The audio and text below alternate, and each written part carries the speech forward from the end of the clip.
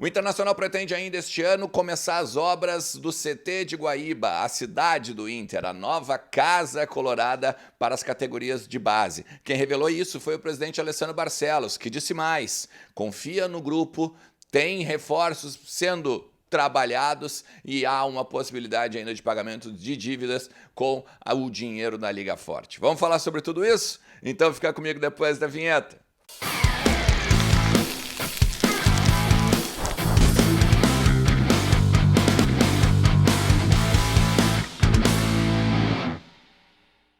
Fala Colorado, como é que vocês estão? Tudo beleza? Bora falar do Inter e atualizar algumas informações do nosso Colorado, falar dessa semana do Inter que tem decisão, né, no sábado, 16 horas e 30 minutos, a primeira partida da semifinal do Campeonato Gaúcho. E aí depois, lá no outro domingo, no Beira-Rio, a gente recebe o Caxias, né? Agora, sábado, vamos até o Centenário para fazer a primeira partida, então, dessa semifinal. Do outro lado, Grêmio e Ipiranga, né? Ipiranga que ganhou na Copa do Brasil, classificou, né? Ganhou do Bragantino, classificou para a próxima fase da Copa do Brasil e as coisas vão cada vez mais afunilando, né? Seja na Copa do Brasil, seja na Libertadores. Na Libertadores a gente tem que ficar de olho, inclusive aqui eu tomei nota de algumas coisas, tá?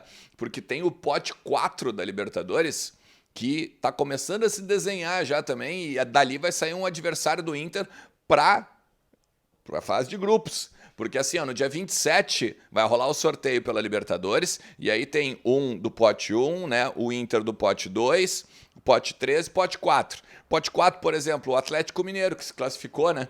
O Atlético Mineiro se classificou e está no pote 4. Depois de um jogo ontem, né? Um jogo bem pegadinho lá no time do Cudê. Mas olha só, deixa eu pegar para vocês aqui, ó. A gente já tem Liverpool do Uruguai, Deportivo Pereira da Colômbia, o Nublense do Chile, o Patronato da Argentina, o Atlético Mineiro, como eu falei, né? Que é aqui do Brasil, o Independiente Medellín da Colômbia, e aí a gente tem que esperar Sporting Cristal do Peru ou Huracán da Argentina, para definir a questão também de quem vai se classificar, e o Fortaleza e o Cerro Porteño, né? O Cerro que ganhou a primeira partida.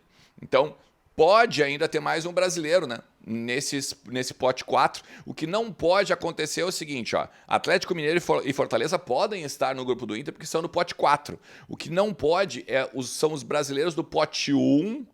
Aí esses não podem enfrentar o Internacional, porque o pote 1 vai ser todos os cabeças de chave, né? Então o Inter não pode pegar os brasileiros que estão no pote 1. Eu vou fazer o seguinte, eu vou agora, de repente na semana que vem, quando já tiver tudo mais organizado de Libertadores e Copa do Brasil, os sorteios começando meio que se definir, eu vou fazer meio que aqui uma ideia de quem pode ser os adversários do Inter na fase de grupos da Libertadores, beleza? Fica comigo até o final do vídeo, também te inscreve no canal, ativa a notificação, deixa teu like, que é muito importante no meu trabalho, e entra lá em kto.com para ganhar os bônus, né, os free bets a partir do cupom Ernest. O cupom Ernest te dá 20% de free bet no teu primeiro depósito na KTO. Hoje tem, por exemplo, Fenerbahçe e Sevilha. Fenerbahçe e Sevilha, e aí a gente tem que dar uma secadinha, né? Para dar uma ajuda para o Ener Valencia sair de lá o quanto antes, vir para o Internacional, já ser feliz, fazer sua pré-temporada aqui, fazer sua ambientação e começar a jogar logo, né? Agora no meio do ano, quando a janela abrir de novo, beleza? Eu quero repercutir algumas coisas, gente, da entrevista do presidente Alessandro Barcelos ao Vozes do Gigante na noite dessa quarta-feira, tá? Porque assim, ele revelou algumas coisas interessantes da Liga Forte e principalmente o destino do dinheiro. Já gravei ontem aqui que o Inter, tá aqui em cima, tá? Que o Inter deve ter o sim dos conselheiros. O Inter deve ter o sim dos conselheiros. Mesmo que a comissão esteja analisando o contrato e o documento de intenção, né? Da questão dos 20% da Liga Forte ser vendida para esse fundo americano de mídia e que tem muita experiência, né, em televisionamento e tal, o Conselho Deliberativo deve aprovar, porque está começando a entender melhor a situação, né? Por exemplo, para quem não entendeu aqui, eu vou fazer muito simples, tá? A Liga Forte é uma empresa.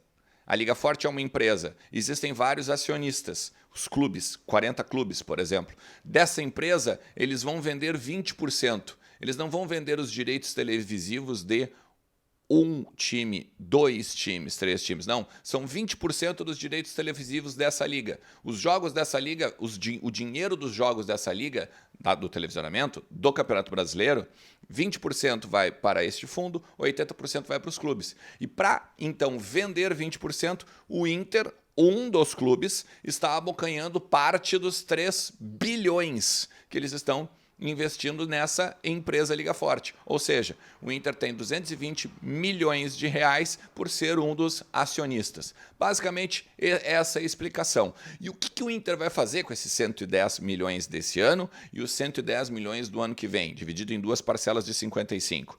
Nesse ano, o presidente Alessandro Barcelos ele declarou que o Inter vai, pagar dívidas para ter melhor nome na praça, para ter poder de endividamento, para ter capital de giro e transformar os 650 milhões que o Inter tem em dívida, né, cada vez mais perto do zero.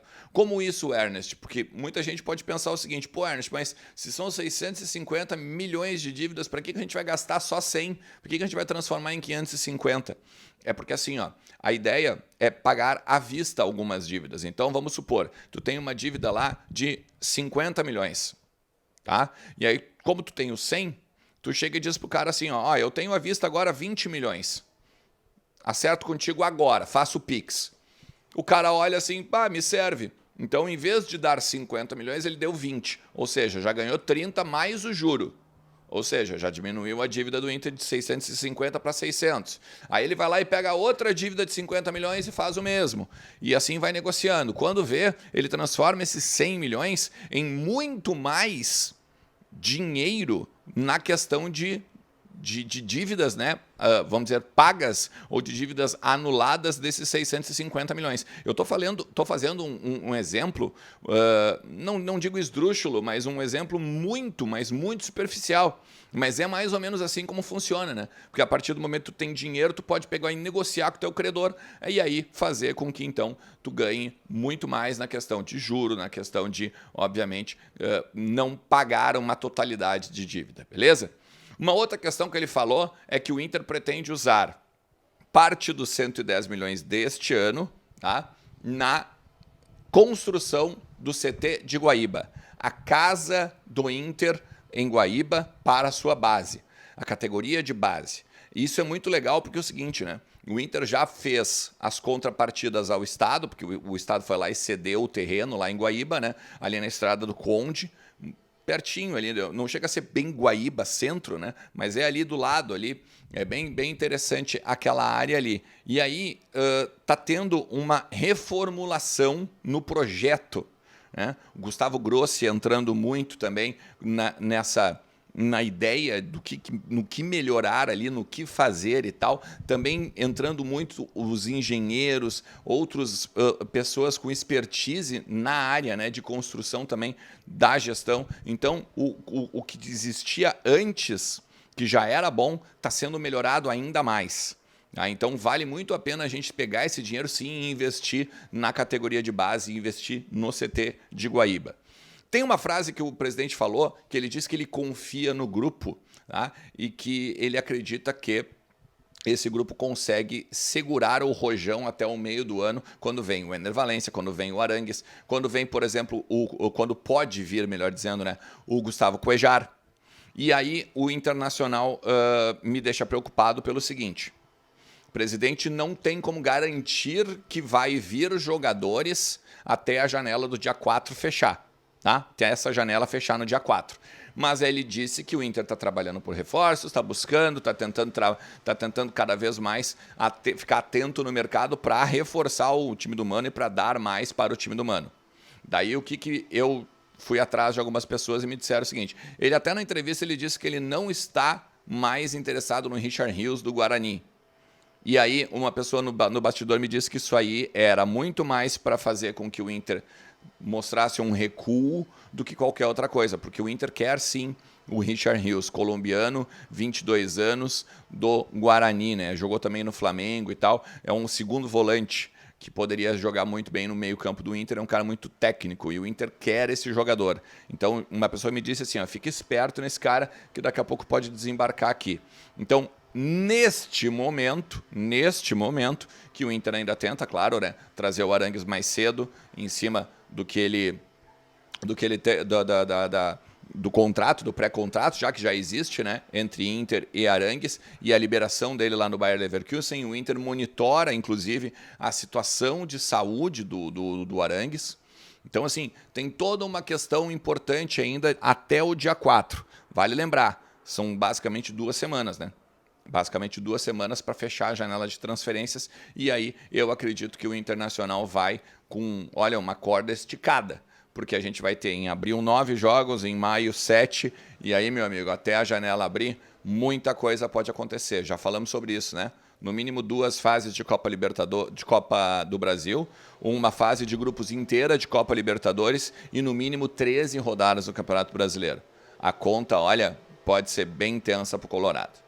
Cara, se tu chegou até aqui, eu te agradeço demais e te peço mais uma vez, deixa o teu like, te inscreve no canal, ativa a notificação e vem junto, porque tem muita coisa sempre pra gente falar do Internacional, beleza? Tamo junto, um forte abraço, tchau!